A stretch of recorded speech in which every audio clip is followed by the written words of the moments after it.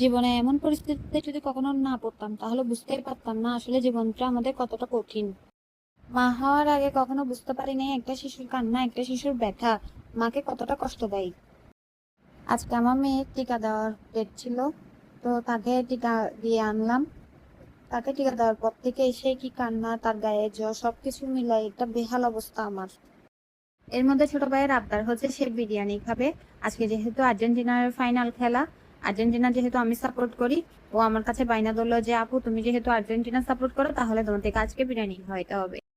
সে যেহেতু Brazil supporter, তাকে সান্ত্বনা দেওয়ার জন্য আমিও বললাম যে ঠিক আছে আমি তোমাকে রান্না করে খাওয়াবো অবশ্যই, আর মনকে একটু সান্ত্বনা দাও, যেহেতু তোমার ব্রাজিল ঘরে পৌঁছাই গেল। তো আমিও ওই জন্য প্রস্তুতি নিয়ে চলে আসলাম যে রান্না করব বিরিয়ানির জন্য। এখানে আমি সবকিছু রেডি করে নিলাম। আমার অবশ্য কোনো কিছু রেডি করা ছিল না, আদা রসুন পেঁয়াজ সবকিছু রেডি করে নিতে হলো।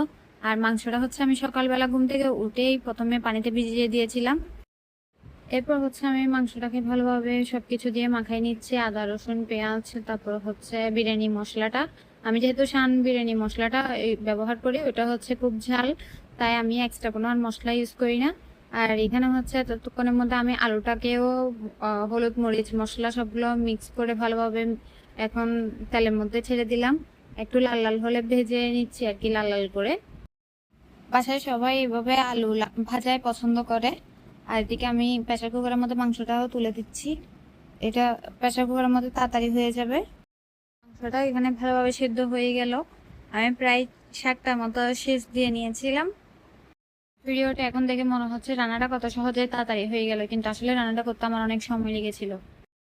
এদিকে আমার মেয়েকে টিকা মারানোর কারণে সে কিন্তু তখন থেকে আসলে ব্যথায় ছটফট করা শুরু করছিল, যার কারণে আমি খুব তাড়াহুড়ো করে খুব দ্রুত রান্নাটা শেষ করার চেষ্টা করছিলাম আর কি। এদিকে আমি চাউলগুলোকে ভেজে নিচ্ছি। এরপর হচ্ছে এখানে টমেটো কাঁচামরিচ সবগুলো আমি একসাথে করে দিয়ে দিচ্ছি। রান্নাটা আসলে খুব দ্রুত শেষ করতে চাচ্ছিলাম, যার কারণে খুব তাড়াহুড়ো করে করছি সবকিছু। এরপর হচ্ছে আমি ম্যাজিক মশলাটাকে ভালোভাবে মিশিয়ে নিচ্ছি।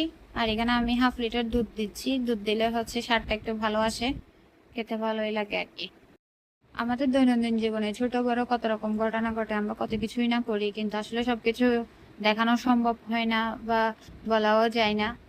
অনেক ধরনের ঘটনা ঘটে যা আসলে মনের গভীরে থেকে যায়, কিন্তু কখনো কারোর সাথে শেয়ারও করা হয় না তেমন ভাবে। কথা বলতে বলতে এখানে মাংসটাও দিয়ে দিলাম, পানিও দিয়ে দিলাম, প্রায় অনেকটা হয়েও গেল। কিন্তু সবকিছু আসলে ওভাবে করে নেওয়ার সুযোগ হয় না, সবকিছু দেখাতে পারি না। খুব তাড়াহুড়ো করেই কাজটা করছিলাম আসলে আজকে, যার কারণে গিয়ে লাস্টের গুলো ভালোভাবে নিতে পারিনি ভিডিওগুলো। আজকের মতো একটু আল্লাহ হাফেজ সবাইকে।